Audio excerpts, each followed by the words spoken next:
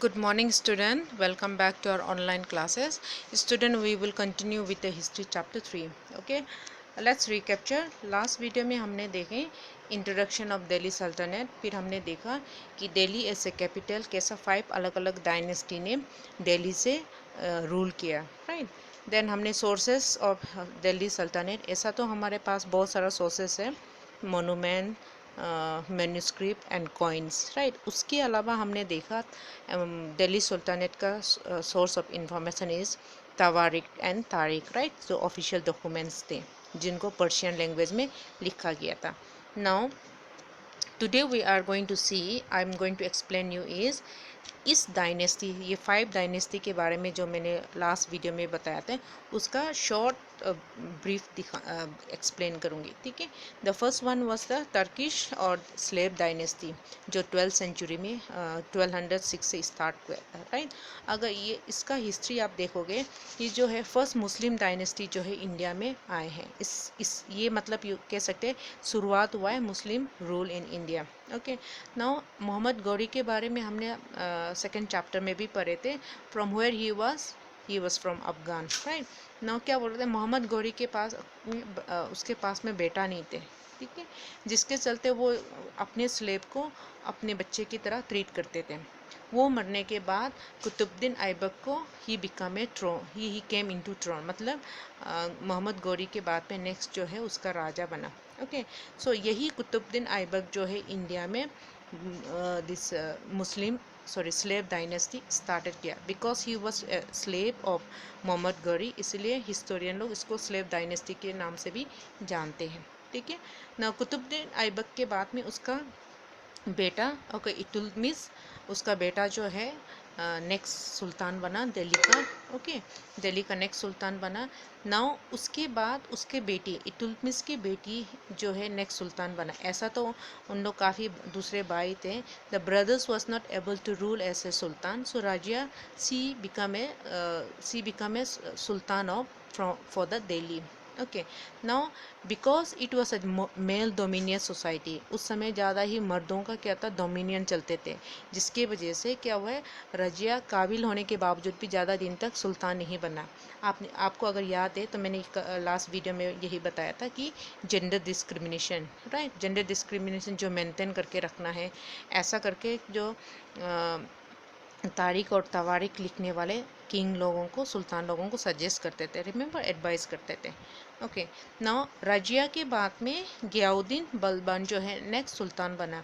लेकिन आप देखो कि इन दोनों के बीच में ऑलमोस्ट 20 ईयर्स का, मोर देन 20 ईयर्स का गैप है. Okay, nobody was really able to come as a ruler. So Ghiyasuddin was also very able and capable ruler of Delhi सल्तनत. Okay, now next dynasty was Khalji dynasty. अगर Khalji dynasty के बारे में बोलें तो उनमें से Alauddin Khalji was the most capable ruler. Okay, ऐसा तो बहुत सा था, लेकिन फिर भी अलाउद्दीन जो है सबसे मोस्ट कैपेबल था खलजी डायनेस्टी के. और उसने जो है क्या किया, वो एक ऐसा रूलर थे कि ड्यूरिंग हिस पीरियड दिल्ली सल्तनत को उसने बहुत ज़्यादा एरिया एक्सपांड किया. ओके, मालवा, गुजरात, उसके बाद Rajasthan, all this places was capture expand during the Alauddin Khaljis. Okay, now अगर आप इकोनॉमिक मेजर बोल तो so he was the one who order the tax, जो है जो भी टैक्स पे करेंगे अकॉर्डिंग टू द लैंड, जिसके पास जितना ज़्यादा ज़मीन होंगे उसके बेसिस पे टैक्स पे करेंगे. ओके, और साथ ही साथ वो आर्मी मेंटेन करके रखते थे, क्योंकि उसे पता था the importance of the army, okay, for the ruler. So वो बहुत ही काबिल एंड कैपेबल रूलर रहा. Okay, the next was Tughlaq dynasty. Tughlaq dynasty से Mohammad bin Tughlaq, he was a very capable ruler, most powerful ruler of Tughlaq dynasty. और अगर आप देखोगे हिस्ट्री में, ये वो सुल्तान थे जो दिल्ली से कैपिटल सिटी को देवनागरी में शिफ्ट किया. आगे जाके यही देवनागरी को दौलताबाद बोल के हम नेम चेंज किया. ओके, जो कि महाराष्ट्र एरिया में है. Okay, so even he was the one who shifted from Delhi to Devanagari, क्योंकि उसे लग रहे थे कि दिल्ली से सदर्न पार्ट ऑफ इंडिया को आप रूल नहीं कर पाओगे ओके इजीली। सो वो मतलब इन बिटवीन कैपिटल सिटी होना ज़रूरी है सोच के उसने शिफ्ट करवाए थे। और उसने टोकन भी इंट्रोड्यूस किए थे ओके उस अपने समय में इंट्रोड्यूस द टोकन करेंसी। और एरिया जो है not only in area in India, even central Asia में भी, सेंट्रल एशिया तक उसने क्या किया, इंडिया से बाहर तक उसने क्या किया, अपने समय में एरिया एक्सपांशन किया। Okay so this are the highlights about the different dynasty. Okay now next topic is कि आपके टेक्स्ट बुक में है कि ये दिल्ली सुल्तानेट जो है कैसा एक्सपांड हुआ। पेज नंबर 34 आप देख सकते हैं कि ये दिल्ली सुल्तानेट कैसा एक्सपांड हुआ। सो बेसिकली मैं यहाँ पे आपको दो चीज़ बताऊँगी। Okay the first one is their area was expand hinterland मतलब सिटी, कैपिटल सिटी दिल्ली के आसपास में जितना भी इम्पोर्टेंट टाउन्स थे, शहर थे, जहाँ से उनको ज़रूरत का सामान मिलते थे, सर्विस प्रोवाइड करते थे, उन सब हिंटरलैंड को उन लोगों ने कंट्रोल किया।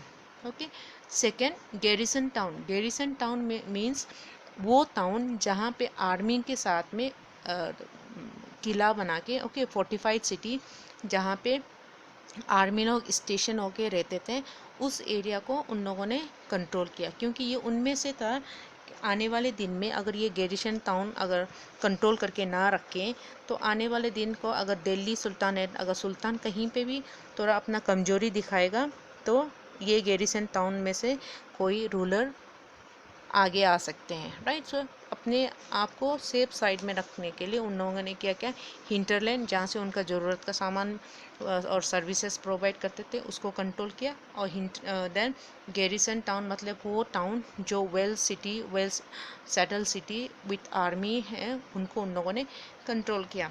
सेकेंड जो है सेकेंड में क्या है, इंटरनल फ्रंटियर मतलब आप अगर देखोगे कि मैप में भी आप देख सकते हैं रिवर गंगा एंड यमुना के बीच में ओके रिवर और यमुना के बीच में जो एरिया है that land are very fertile okay. तो उन लोगों ने क्या किया दिल्ली सल्तनत वालों ने कि ये जितना भी इंटरनल फ्रंटियर है उसको क्या करना चाहिए, वो लोग चाह रहे थे कि दिल्ली के आसपास के जो हिंटरलैंड के साथ में उसको कंबाइन करें ओके। जिसके चलते उन लोगों ने क्या किया, इस एरिया में जितना भी फॉरेस्ट एरिया थे उन सबको क्लियर करवाए ओके। और वहाँ के लोगों को क्या किया, एग्रीकल्चर करने के लिए मतलब खेती करने के लिए इनकरेज किया। उनका मतलब ये है कि बीच में ऐसा कोई जंगल ना पड़े ताकि एक साइड से उन लोग कंट्रोल ना कर पाए। सो दे क्लियर ऑल द फॉरेस्ट, जितना भी जंगल है उनको क्लियर किया। लोगों को जितना भी